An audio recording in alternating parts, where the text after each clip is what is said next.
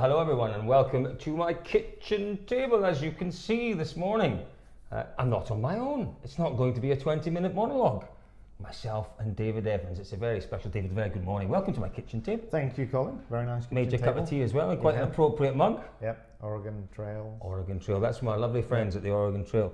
One of these is mine, one of these is Rallying UK's, Stevie's. I just haven't given it to him yet. A bit naughty, isn't it? Steve, I have your cup here. He's got it and looking after it for you, Stevie. I'll keep it warm. Yeah, listen, as I say, the kitchen table, normally it would just be me talking, ranting, discussing, however you want to describe it, about what's happening in the world of rallying. But as I have the illustrious David Evans from Autopsort magazine, Motorsport News, probably, just probably, the rallying world's greatest journalist. Really?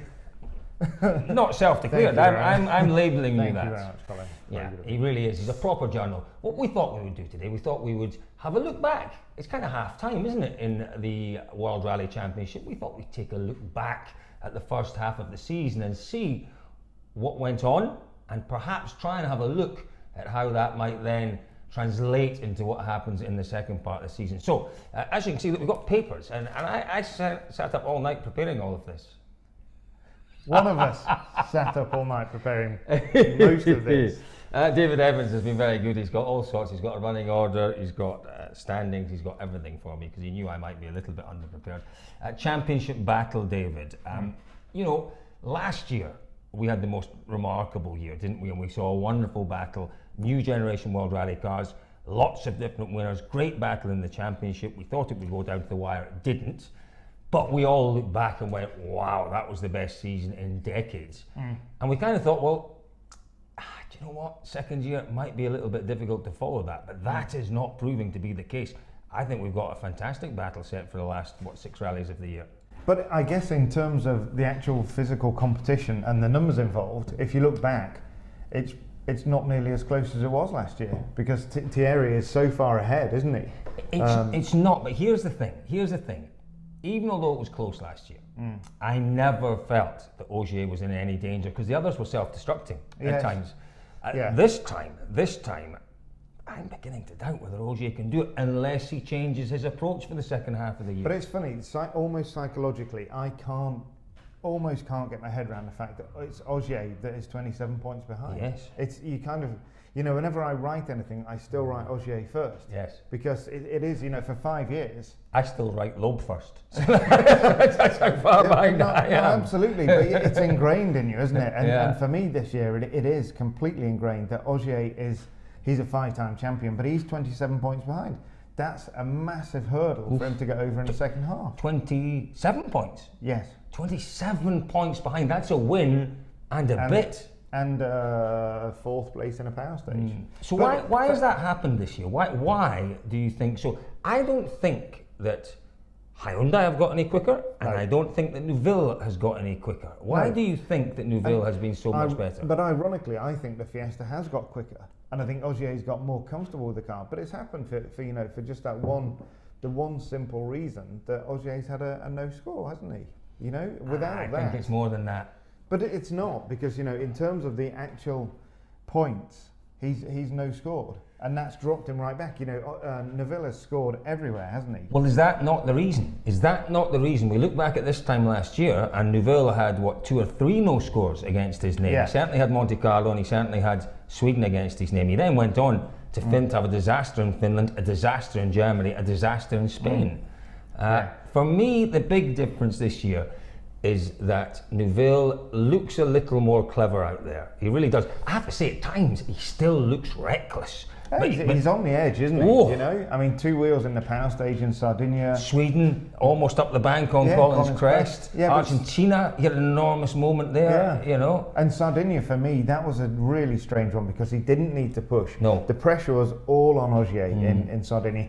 If he'd gone off in that power stage, imagine that, you know, 2 non-scores, he could not have come back from that. So is it luck? Is it a little bit of luck going his way? You know, luck is a terribly difficult thing because it's such a non-scientific thing. Yeah. But there are factors that make lucky drivers and make unlucky drivers. For sure, Hyundai's got rid of some of the issues that they had last year, but they still have issues. They still, you know, we look to somewhat, was it Argentina, where Thierry struggled and he couldn't get on top of the car at all. So clearly there is still stuff coming, and there's stuff that I think they've got a joker coming with the centre diff that'll give them more flexibility with the setup of the car. But for sure the car's got better. But for me, Thierry's got better. He's got better as well. He's improved this year, and he hasn't made the silly mistakes. Perhaps you're right. He's riding his luck. He's got away with those 3 moments. A little bit riding his luck. I'm not saying, because what I said, I kind of caveated that because I think that's an easy get out when you say someone's just lucky. I caveated that by saying that there are factors that they go into making luck. But definitely, the thing we can't get away from is that Ogier's quicker this year. Somewhere here we look at the stage times. Yeah, I prepared these earlier for you, David. Let's look at the stage times. Actually, that doesn't show that terribly well, because we can see Tanak has more stage wins. Yes. But there's a consistency. Look, Ogier's led for 54 stages, 20 more than Thierry. Do you know what? And he didn't finish, was it Portugal? That surprises me. I didn't realise, I didn't look into those stats. I'm not a huge statistician, as you know. When you were preparing them, you didn't look too It's not what I was looking at last night, no. Moving on rather rapidly. He brings the tone down, this one. For me, it is the consistency that Ogier has found this year, and I think he has realised he needed to change his approach a little bit. It hasn't changed massively, because we've seen it with drivers over the years. You try to take out of them what makes them special, what makes them quick, what makes them winners, but is also their flaw, which is their slight recklessness, their kind of absolute win at all costs approach. You take that out of them, you try to make them more consistent, and sometimes you destroy what is special. And we saw it with Esa-Pekka Lappi at the end of last year. They tried within Toyota to calm Lappi down, and they went about it the wrong way, and he looked so average it was frightening. And then he thought, well, sod this, I'm just going to go for it again. And we saw that wonderful kind of spirit back there. I don't think there's much. I think he's learned. I don't think they've taken anything away from Neuville this year. I think he has just learned. He's grown up and he's become a proper challenger. And I think, as I say, my view, Ogier has very much got to change his approach for the second half of the year. I don't think he can just rely on seconds, thirds and fourths. I think he is going to have to take a few more risks and push that a little bit harder. One other thing as well that we need to, just before we move on to the second half of the year and the events and the potential points ramifications, but Thierry has kind of ruled Hyundai again. In a way, we kind of thought Mickelson would come in, and he thought he would really challenge him, and that was really interesting at the start of the year. These two great mates, how are they going to fight together? Thierry's he's walked away with it, and the other Danny and Hayden, it's very difficult when you're sharing a seat, so they haven't had the impact within the team. But Thierry's turned that team around in the way that in 14, whenever he started, it was his team. It's back to being his team again. And I suppose you could almost. You'll remember he had a very difficult time for 2 seasons, 2.5 seasons, and he was floating around in 6th, 7th, 8th place. He was lucky to stay there. He was very lucky. What was it? Was it Sardinia 2 years ago? He took his first win in a couple of years. Or it was his second win in his career. But that is where he basically bounced back. But you're quite right. That period of real underperformance from Neuville coincided with the rise of Hayden Paddon within the team and Paddon's influence. And maybe now that Neuville feels, this team is here for me, the others are there to support, to take the money back. That's definitely helped. It feeds the confidence, doesn't it? And it's really made him a stronger. He's back to his best. You look at the second half of 13 when he was with Malcolm in the Fiesta. He was unbelievable. He was the driver you looked to that was going to challenge Ogier, and he's back there. You can see it, but he's never lacked the self-confidence, and that's all. And it's all feeding into him But I've got to say, the biggest test of his career is Finland. Oof. It's coming. Last year he was presented as the not coming home. It's not coming home. Moving on. What is that strange thing, World Cup? Last year he had that golden opportunity when Ogier had gone off the road. And for sure, as soon as we knew Ogier was off, the first thing I did the mental maths and thought it could be an 18, 19 point difference. I was thinking 20 odd with the power stage. And then it didn't happen. He was 6th. And then by the end of the rally, he's saying, well, I'm happy with 9, 10, 11 points. But that was the start of the end last year for him, because he went to Germany leading the championship. And then he damaged the car again in Spain. He chucked it off in Spain, 2 big zeros, end of his challenge. And you're right. But what we have to say about Finland is that it's a challenge not just for Neuville, it's a challenge for Hyundai, because Hyundai last year were always across the board awful. The year before, really awful. Yeah, you know, if they go there this year and they're not competitive, it could be a big turning point. It could, and you know, they've spent, obviously Hayden's doing the event in Estonia, and the 3 teams are in Estonia, and that's one aspect that I'm not really so clear as to why the teams are going to Estonia. This is a brief aside here. You know, when we had Poland in the championship, that worked as a test event. I'm not sure it does this year, but we'll see. But you're quite right, Hyundai, absolutely, and it's not a Finland thing for Thierry, because when he came not for the first time, but in 13, he was 2nd or 3rd in the Fiesta. He's gone quickly. He knows how to go fast. He knows how to drive in Finland. That's absolutely for sure. But you know, some of the stats, if we move on to the second half of the year, so we've got 6 rallies. So taking out Turkey, which is not representative because obviously it's a new event. Yes. So nothing against our friends in Turkey. Just absolutely nothing. Different part of Turkey. But Ogier has had 46 starts from those 5 rallies. Right. I'm sure you did the same numbers last night. Yeah. So Ogier's had just reconfirming 46 starts from those 5 events. Thierry's had 31 starts. This is in total of the remaining events? Of the 5 events. Right. Turkey, okay. we're taking Turkey out. Seb has won 13 of those 46. Thierry has won 2 of his 31. He's been on the podium 11 times. Seb's been on the podium 23 times. And you start in Finland. Ogier, 10 starts in Finland. Yeah. You know, that's a lot of experience, very experienced. Thierry, 6 starts. You know, Thierry's never won there, and Seb has. And Germany, 9-7. GB, 10-6. Spain, 10-7. Australia, 7-5. Okay, they've both done COFs, the COFs event, all of the 5 years it's been there. But this, if we look at it, the best Sebastian can hope for is a win and a power stage win, 30 points. So the best that Thierry could hope for against that is a 2nd and 2nd. That means an 8-point difference every event. That means, I just wrote it down there, I did the math. So that means in those 6 events, on his own, regardless of what Thierry does, Ogier can win the championship because he can take 48 points 40 back. points, he wins by a rally and a bit. Exactly. He can win by Spain in with those stats. So he can, not quite. Not quite. So he can still do it. He doesn't need to rely on Thierry, and I think psychologically for Ogier, that's the big thing. He's very focused on what he's got to do. Right. He's got to win those rallies, and there's only, for me, really Finland that he would struggle. Every other event, I mean, you look in Australia, he's won. Yeah. You know, he's so strong. You know, it could well come down to Australia again. And I think it will. If it goes down to Australia and it's a winner takes all situation, which is very possible. Yeah. Thierry won last year. Thierry won last year, but my money would still be on Ogier for that one. Yeah. It really would. It would, because of the experience that M Sport have, because as you say, the win rate that Ogier's got. But having said that as well, you look back at the recent close finishes. He lost Argentina, he lost Australia, he lost Ogier, and he lost Sardinia. He lost Sardinia for a different reason. But in those last recent, really close final day fights, he hasn't won much. So if the season comes down to the last day, I don't know. It's impossible to call. It's not impossible. Well, come on then. Well, let's to move this this part of our little discussion on. Who is going to win this year? I've no idea. Neuville for me. In that case, I have to say Sebastian. Yeah, you know, I'm probably Ogier's biggest fan, but I just have a feeling that Neuville has found that little bit extra this year. Do you know what? The one thing we haven't talked about is, we talked a little bit about the upgrades coming to the Hyundai, but we've seen this week that M Sport are testing the new aero upgrades. Yeah. You know, when the new generation World Rally cars came out, we thought that aero would be the absolute be all and end all, and it would define really how well your race went. If you lost a little bit of that massive aero, we predicted cars would be undrivable. Didn't quite happen that way, but clearly the aero is a huge part of the performance of the car, and there's quite substantial changes, in particular to the rear of that M Sport car.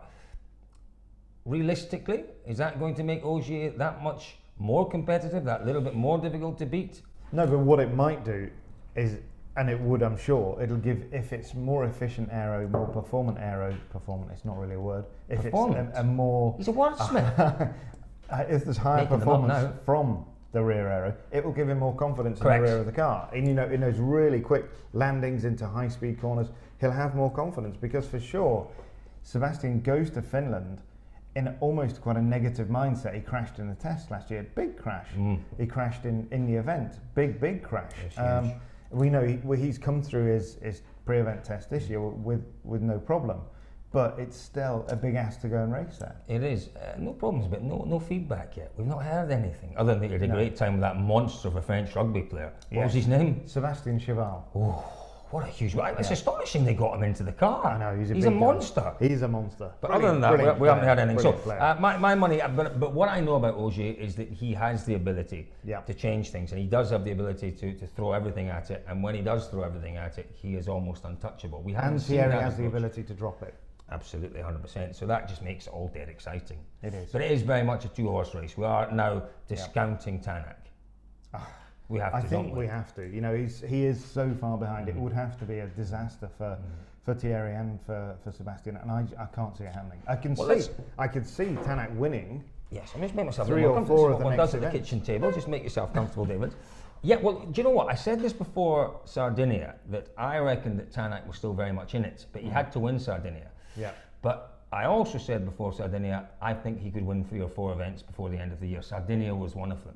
Yeah. He didn't, clearly. He went off, on the second stage, second stage, whatever it was. But he could still win 3 or 4 events. So if the others do drop one rally or have a couple of bad rallies, there is that possibility. But for that to happen, the Toyota has to be faultless between now and the end of the year. For me, that's the biggest question mark. I think they're doing still the most incredible job with the finished project. In year two, without anything to go on. You know, it's an astonishing job. It's an incredibly quick car. But as we know in rallying, speed is relatively easy to find, but speed with reliability and with strength is the problem. Now, it does look as if they made a few changes to that car to strengthen certain parts that have maybe weakened other parts, but the speed is still there. It's just... It's not a car that you look at on the start yet and go, that is definitely going to be at the finish. There's still that question mark. But equally, you'd know more about Turkey. You were there last year than I do. But in the second half of the year, you know, we've come through most of the rough rallies. There's not, you know, Australia can cut up a bit. GB, if it's boned right, might be quite rocky in places. I wouldn't have thought so. But there's not the sort of durability question mark over the second half of the year. I wouldn't have thought. You know, it's not Mexico. We haven't got a Sardinia in the second half of the year. But fundamentally what we do have is quick rallies. Finland, GB, you know, parts of Australia are super quick, and there's no doubt that Toyota will be, you know, you could... Where was it? Argentina, wasn't it? Was it Argentina? Yes, Argentina, where it was just... No, it wasn't Argentina, sorry, it was... For Tanak it was. Yeah, Argentina was quick for Tanak, but wasn't he also very, very quick in... Yeah, it was Argentina. Yeah. I'm thinking of stage end. I'm visualising a stage end, and for some reason there's a beautiful stage end with a water splash just before the finish. Beautiful place. What I can see in my mind now are lots of Argentinian policemen, so you're right, it was Argentina. Just 20, 25 seconds down at that stage end after the opening stage with the spin and the problems he had. Exactly. And then whoosh, he tore everyone apart. Came. Exactly. And now, so at the end of that event, we wrote pages about how this was a start for Tanak and the Toyota. He felt comfortable in the car, and then it just didn't happen in Portugal and Sardinia. And you know, there's talk of, did he run a lightweight sump car? Did he make changes to the car? We don't know, but for sure in the second half of the year, his speed will be right up there. And for me, he almost starts Finland as the favourite. You know, you could imagine Toyota locking the podium out. Easily. Well, not easily, but you can easily imagine it. Yeah, because you know the car's crafted on those roads. And so, Finland. But for me, Tanak is out of the picture in terms of championship. I agree. But what do we make of Toyota's performance this year? Latvala, you know, again, too early on in the season was just talking about, well, I'm going to take it rally by rally. It's all about winning just one rally at a time. Very, very sad to see, to be honest with you, because on last year's performance where he made one mistake in the very final stage of the year, one mistake all year, we realistically looked at that and said he's turned the corner. You know, he's combined speed with consistency, but this year it's gone backwards. But has it been his fault? No, yes, of course, elements of it are his fault, but he's come from last year a team that he very much ruled. Correct. You know, you look at Haninen was there, Lappi was there. He was the boss of that team, and this year he's come in and Tanak's immediately shown the strength. And we all love Jari-Matti, and nobody, you know, more than me would like to see the guy win a world championship, and he's got it in him. It's just a case of unlocking it. And at the minute, I think again he's got Tanak there, and it's just he's struggling for. I don't think it's there anymore. I think sadly, I think for the last 3 or 4 years we've been hoping he still has it in him. No, I can't say that. He's got the speed.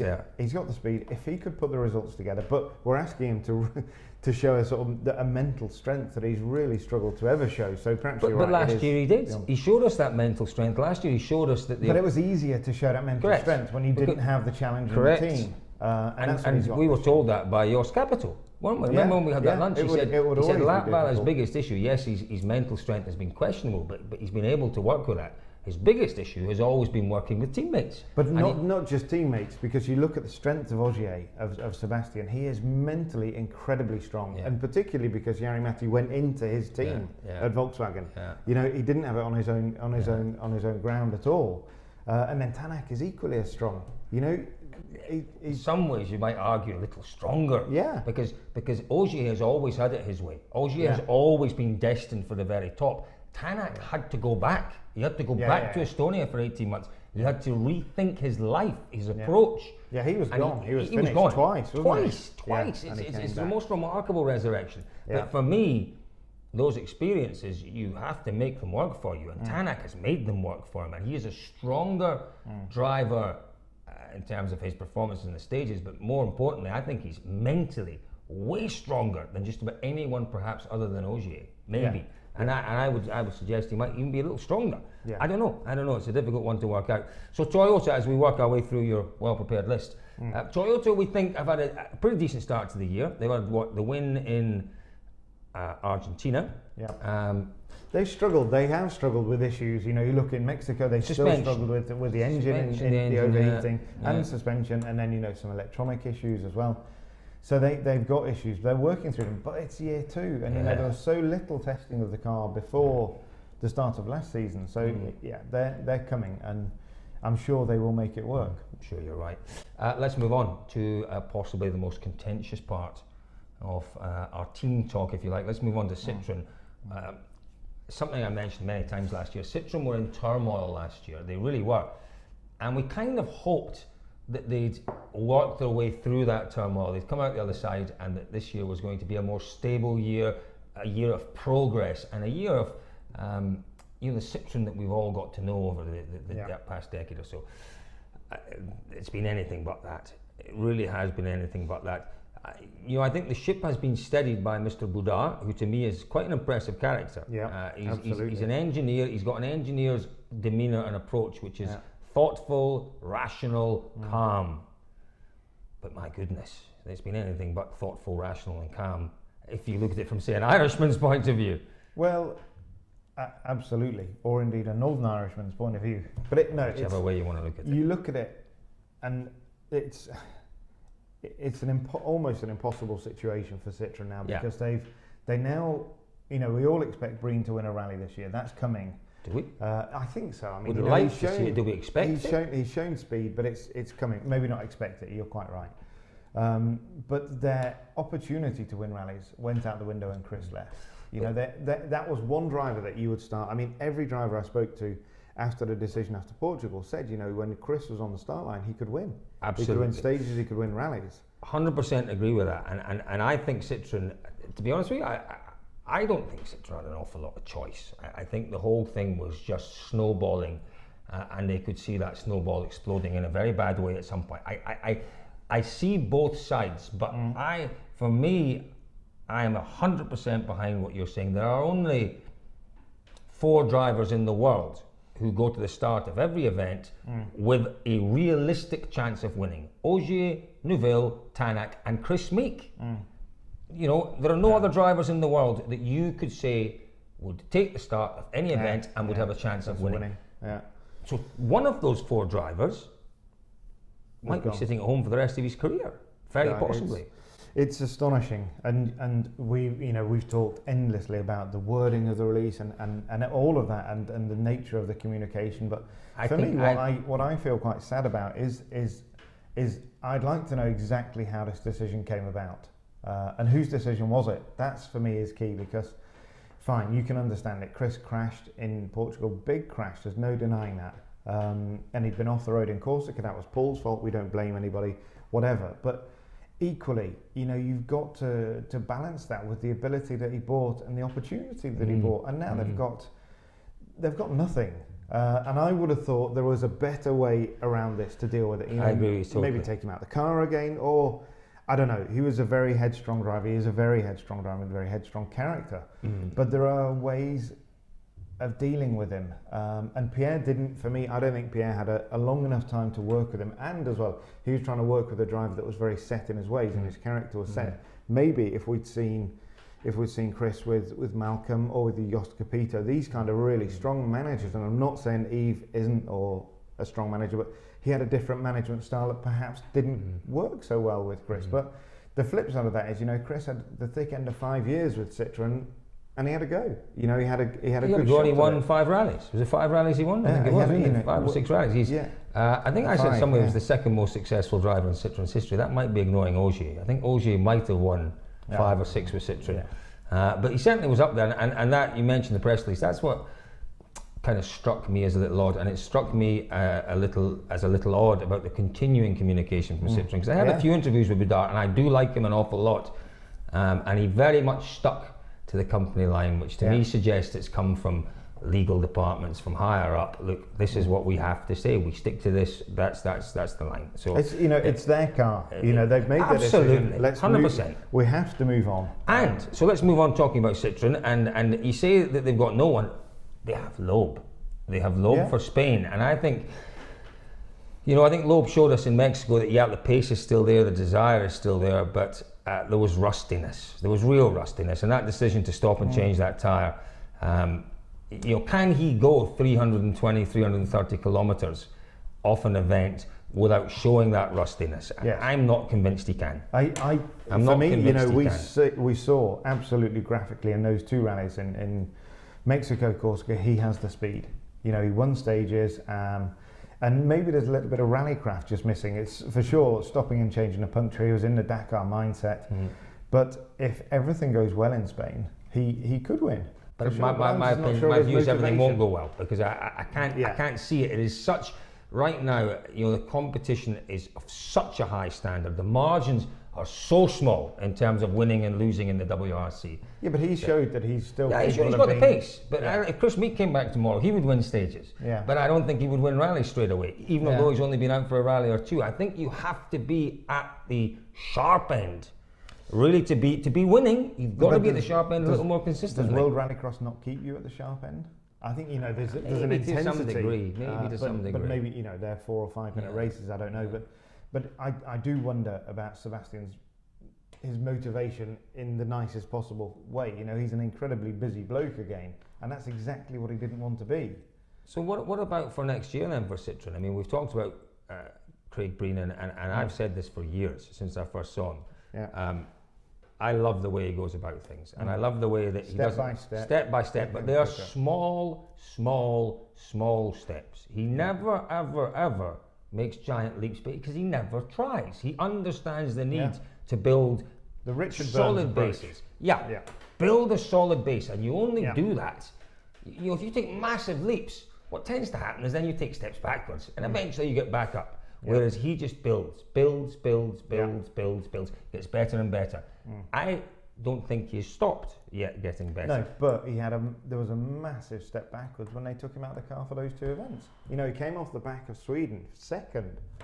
And you know, I remember 2 of his favourite events. Talking to Pierre at that point, and he said it wasn't his decision. And for me, whoever's decision it was the wrong one. Correct. And Loeb absolutely should have been there, but it should have been a third car. Totally it was agree. Ridiculous. So does Breen have the ability to lead the team in 2019, or do they have to bring someone else in? I think it's probably a year early for him. I agree. I agree. What about, here's what I think is going to happen. I think we are going to see more of Loeb next year. I don't think we're going to see a full season from him, because I don't think he would want to. What he doesn't want to do is do a full season, not win the championship. I think at the end of Spain, 8 or 9. I think he'll do 8 or 9 rounds. He'll stay in World Rallycross next year. and I think that'll be his. I don't think personally, I don't think we'll see him again after Spain. Okay, so let's go with your scenario, because you are the scribe of the WRC. You know more than anyone, and I'm going with that. I do. You know, mine is just a gut feeling. I thought from the way he presented himself in Mexico, what he said, how really full of joy he seemed to be back within and he was. I mean, he was an absolute delight to be around. I thought he's got this bug again. Something has just sparked in him again. Yeah, but immediately... I'm going with you. I'm going with yours. Germany. So yeah. He's off to the beach. He's off to the beach when he had the chance, yeah. So my question to you then is, who do we see at Citroen next year? Who do we see? They will not go another year with just a very remote outside chance of winning a rally if something happens to either Tanak or Ogier. They want someone who can compete. Who is there and can give them wins? No one. For me, the only person is Ogier. You know, if they have an appetite for going forward in the championship and in the sport, it has to be Ogier. But you know that it will take a lot of money and a lot of work to convince him, because you know that guy's been hurt by them a couple of times. Yes. You know, when at the beginning of this year, when we heard Tavares essentially say, you know, to paraphrase slightly, that they didn't need him.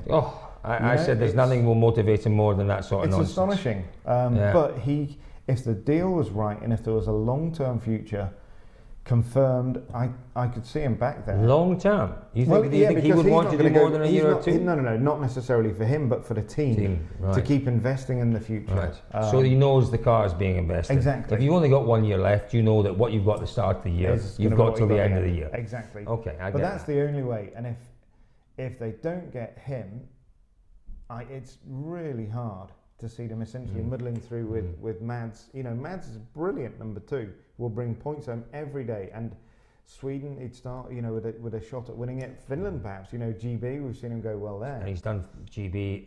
Well, he'll start GB probably as the most experienced driver there. With Jari-Matti, maybe. With Jari-Matti, yeah, absolutely. The two of them have done it. So, you know, what they've got is they would have a strong team potentially for point scoring with Breen and Osberg, but they need that person. They need that talismanic guy at the top there. There's no one. There's no one. Talismanic is the interesting word that you use. There's no talisman. There is no talisman. No, there isn't. Peter Solberg. No, I'm still stuck on Peter, I really am. But there are options, because we know we're kind of moving away from your well-prepared script a little bit. Yeah. But there are options for next year. Disappointing. It's nothing worse than being told by David Evans that you're a disappointment. I made him a cup of tea, I'd say, in a nice organ tray. I waited 15 minutes for him. I got a busy day today. He was late. Sorry, very late. Anyway, let me just a second to get over that. No, hang on. My point was, let's just go back to Citroen. Talismanic was the word you used. The word I liked. I think there is no one. I think the talismanic drivers are already committed, apart from maybe, as you say, Ogier. Yeah. So let's assume Ogier doesn't go there, and we're looking for to use the word again, talismanic driver to lead the team, or even not to lead the team, just to be a backup to Breen and maybe to Osberg.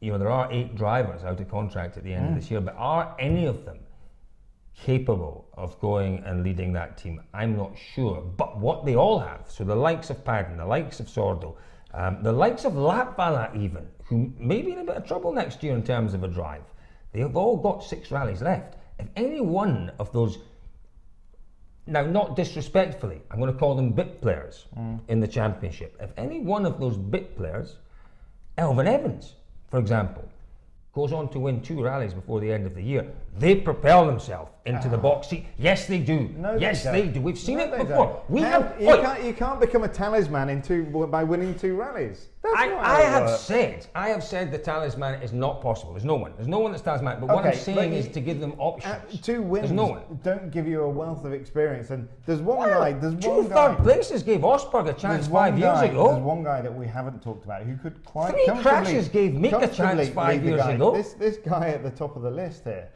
He could go there and do it. Thierry Neuville. He could do it. What? He won't. What are you saying? He won't, because if he wins the championship, he'll stay at Hyundai. But he could.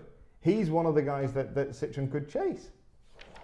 Absolutely. There's history there. He could. I hadn't thought of that. Yes. I don't think it'll happen, but he's the man. He is the man. It won't happen. I'd be very surprised if it happened. Right. Should we go back to the list? Oh, I was getting excited there. I was getting really excited there. So we've talked. So is he there? He's definitely. They're going to offer him mega bucks, are they, to stay at Hyundai? You think? He said, didn't he, in Sardinia, if he wins the championship, it would be very hard to leave. And all three of the other drivers, for me, question marks. Particularly the handsome one. No, Mikkelsen has a deal, doesn't he? He has a deal, but listen, we've seen with Meeke, doesn't count for nothing. Doesn't count for nothing these days. What counts for everything is championships. But equally, Mikkelsen's an interesting one. It turned around a little bit in Sardinia. You know, he led the rally in Sardinia, didn't he? And he did. He'd made some changes to the car. He worked on the setup with the diff and everything, and he looked a different driver in Sardinia. He was very unfortunate. He could have won that event, but again, massive second half of the season for him. Huge. He needs to prove himself. He needs to prove that all the hype that surrounded his coming back and this back to WRC, fight back to WRC. You know, I took a little bit of a gamble.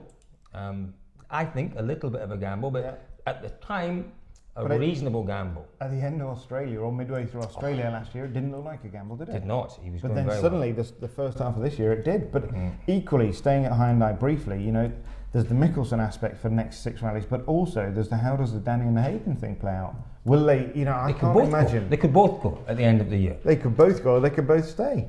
You know, you don't know. They could run 4 cars. Nothing could change at Hyundai. That's absolutely true, because you can bet your bottom dollar that neither Sordo nor Padden will turn down a half season each. No, you know, and because the chances of them having anything else on the table are very remote. Very remote. And if you look at Sordo, you know, he's never had a stronger first half of the year, has he? Now we've come to our last point, which is silly season, and this is all silly season, because we might as well just keep going on with this, because I'm not sure where I've got to in your list. Yeah.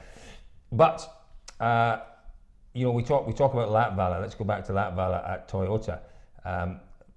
Rumours, relatively strong rumours, that perhaps Latvala's time at Toyota, his days are numbered. That he might struggle to get a contract next year. I think that would be strange, because I think if he's managed properly, he's a fantastic team player. And if they want to win the manufacturer's title, which I think they can win both titles next year, if they're learning rapidly, as we've seen. Latvala would be an integral part of that. But if he did go, if they have decided to not to renew his contract, you know, that's a great seat for someone, that third seat. But who is that person? You know, this that is what I'm asking you. This is a whole different kitchen table. But you know, where no, it's is not. it? We're getting on in time. This is great. But where is that next generation of drivers coming from? You look at Tiedemann. You know, these are great drivers in WRC too. Can they make the step? Will they get the opportunity? I don't know. There's nobody for me that's absolutely knocking on the door. So you're not. What about young in the Fiesta this year? The young Finnish kid, whose name just eludes me for a second. Well, Sunen. Yeah. Sunen. No, but he's there, isn't he already? You know, I would imagine that he will stay with M Sport next year. Is he a possibility to go to the Finnish project? He's got to be there or thereabouts, hasn't he? Absolutely. But he's already got a deal with Malcolm. Here's been my issue with the setup at Toyota. I think it's an exciting and a dynamic team that they have this year. They have 3 drivers capable of winning. They've got 3 winners and 3 very, very... Well, we've talked that Latvala might not be such a strong mentally, but he's a big character, big character. Tanak is one of the biggest characters. Lappi, I love his temperament, I love his style, I love his character. All 3 of them are winners. Struggled like hell. But he's bringing it back, I think. Struggled like hell because they tried to change the way he drives at the end of last year, which was a disaster. Should never have touched the way he drives. You have to accept with Lappi that he is blindingly fast and he will make mistakes. And he's great for the sport. Fantastic for the sport. He says some wonderful things, does some wonderful things. But for me, the issue was in the dynamic there. 3 winners in a team. For me, that is not necessarily the best way to build a championship winning team. You know, you have to have, I think, a defined structure, as in a defined number 1 who can win you rallies, who goes balls out to win every rally, and number 2 who supports the number 1, who can win lots of rallies but knows his position, takes points off the opposition in the power stage, and your number 3 is either your solid point scoring driver or your development driver. Your development driver can be that. They don't have that. There is this massive element of confusion, isn't there, about where is Latvala? Is he a number 2? Is he still a number 1? I think he's been told he's number 2. I think he's been told. I think that happened in Argentina. I think it happened. I did ask Tommy Macklin, and Tommy said Tommy is very entertaining when you speak to him these days. Quite relaxed, which is good most of the time. He said, You they don't have have to do the finish they action. have to decide that. Yeah. What he said basically, David Evans, was that they have to. He said that's up to the drivers to decide. Yeah. He said I've left that to the drivers to decide. But there was something in Argentina very, very, very different about Tanak before the start of the rally, and we all recognised it. It was as if the weight of the world had come off his shoulders. He was super confident. He was super full of self-belief. And the trouble is, and I think it was that. I think he was told before the event, everything goes behind your championship challenge now, and it's transpired that it's not gone his way. But as well, you look back to Sardinia last year, and when Jari Matti had that series of difficult events, and then there was him and Tanak fighting for the win in Sardinia, and Jari Matti essentially didn't turn up on Sunday, did he? You know, he just didn't come because he knew he needed a result, he needed that second place. And that's a little bit my fear in the second half, is that he gets it into his head that he's just going to settle for podiums. He can't. He's got to show us that speed. He's got to. Well, I think they're all driving for their careers, you know, and they're all driving for contracts next year. It starts in Finland, which is going to be an epic event. You know, just the Toyota angle, and then there's a Hyundai angle, and then there's the championship angle. The M Sport angle with Sunonen, who looked like he looked like a second place finisher last year, didn't he? On only his second event, third event in a World Rally. I think we do need to give Elvin a bit of airtime here as well, because, you know, a very difficult start to the year, but at every event we kind of thought, right, this is it, we start here, and then there's been another knock, you know, Monty puncture, Sweden puncture, then where did we go? Mexico, big shunt, but super quick before the shunt, and then Phil Mills in the car in Corsica. At every kind of turn, there's been something that you can say, right, that's the reason. But we come to Finland, somewhere that he was so quick last year, so quick, and he built it, didn't he? He did, and they've got this new Michelin tyre, this softer Michelin tyre for Finland, and I wouldn't be surprised to see Elvin right up there. Once he gets off the TV, of course. Once he does seem to be on the telly all the time. He's doing Red Bull Festival Speed adverts. He's doing silly drives with our friend Ember Penlan around. What's that awful island thing? That thing that's on telly at the moment? I don't know. What is it? There's some soap opera thing about Love Island. Is he on that? He's not on Love Island, is he? We might see him. His girlfriend might have a few worries about that. But for sure, you know, we come to the second half of the year, Germany, you know, great event potentially for Elvin. So I think we'll see a real turnaround in him there. Well, do you know who needs that? More than Evans himself. Ogier needs it, because you know, Ogier's been flying on his own he needs this his year. Wingman, doesn't he? He needs his wingman, and M Sport need it, because M Sport want that manufacturer's title again this year. As a minimum, they want the manufacturers, and Evans and both him and Sunonen haven't really contributed. Yes, they did in which event was it where Evans got his podium, and Sunonen got, I think, a third or fourth place. Well, a third place. Sunonen and Evans, didn't they, got a good finish? They started contributing. But they need to continue that. Portugal, they didn't. It was. I think it was Portugal. It didn't happen in Sardinia. They both had their problems there. So it would be good. And we know that Elvin has very much that ability. We just get a little concerned when we start to hear reminders of the Evans that we saw in 2016. Was it 2016? Wasn't it? 2015, 2016. We do hear it occasionally. We do hear it occasionally, and it worries us. But you don't think we should be worried?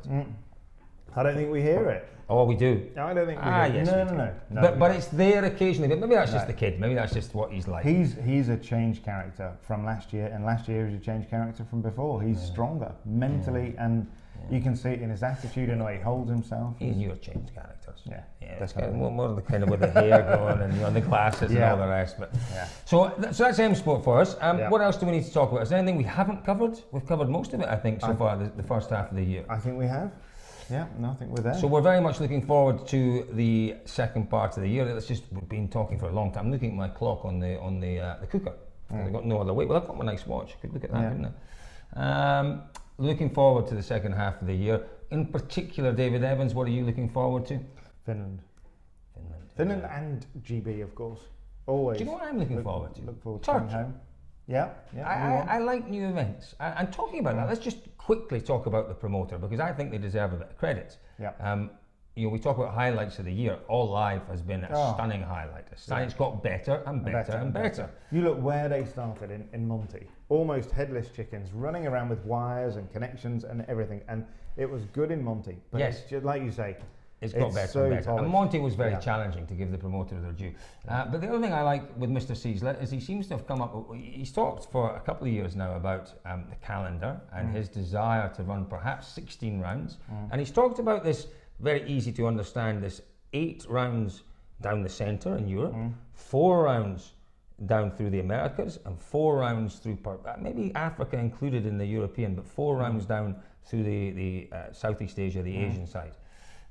A lot of us, when that was first mooted, said, well, that just won't happen because the teams won't buy into it. But he seems to have come up with I think it was you that wrote about it, a formula where the teams are partly funded to go to these further away events, and it keeps everyone happy. And but it's coming together. There's some exciting developments. The way that rallies are coming into the championship is clearly changing. You know, there's a new model for coming in, and you have to have a well-funded event. You look at the likes of Chile, Turkey, obviously this year. You know, they're spending a lot of money.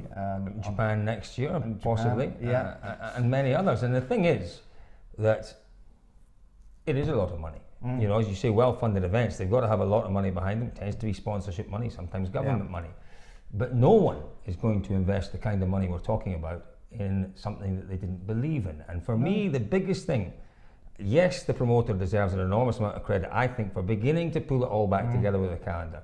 But the biggest thing for me about the calendar is the fact that there are so many rallies, countries, that will find that money because they believe in the health of the championship. They believe that the World Rally Championship now is a vehicle for them that is worth investing in.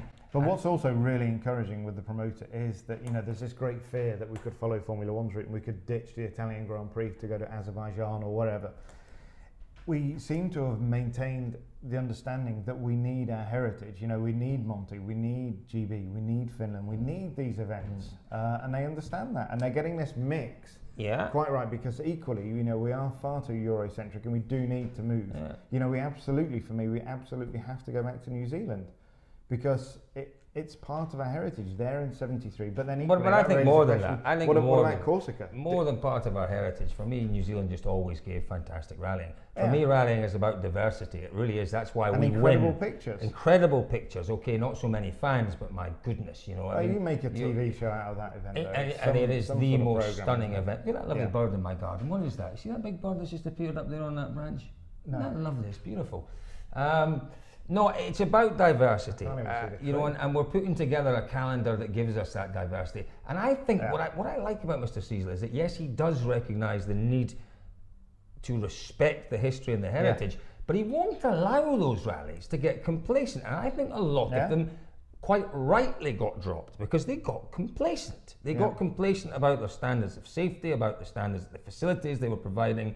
They got complacent about the funding that they needed to go out and find to make a safe and entertaining event. It's difficult, the whole thing is going to be crystallised with Corsica because, you know, it has tremendous heritage. But it's logistically, it's such a challenge, and you know, commercially, it's a challenge as well. So it'll be interesting to see what we come up with. And it'll be interesting to see if we go back to Japan and Chile next year. Chile, I had some time in Santiago this year. Fantastic, exciting, dynamic country. I really liked it, and we all love Japan. And it, you know, we have to obviously, where manufacturers have an interest, we have to. Pay respect to that. It's crazy. There we go. Good stuff. Well, listen, that is myself and David Evans talking through the first half of the year and a little bit for you about what might happen in the second half. David, as always, an absolute delight to have you here. It's an honour to be at your kitchen table, Colin. Yeah, not many have been at my kitchen table. So listen, we'll post this for you, and if you like what you've heard, obviously leave us comments, share the video. If you're watching it on YouTube, give us a follow or a like on YouTube. What is it, a follow on YouTube? I think it is, isn't it? But there we are. Thoughts from the kitchen table. First half of the WRC season. Autosport.com. Oh yeah, Autosport.com. Read Motorsport News. The only journalist, the only real journalist in the GB, not in the world, because there are one or two others that are very, very good as well. Friends of ours in Germany and Spain and other parts of the world. English language journalist, he is the best. Brilliant. Thanks very much for joining us at the kitchen table. Apologies, it's been a bit long, but hopefully you've enjoyed our little debate this morning. We'll see you again very, very soon.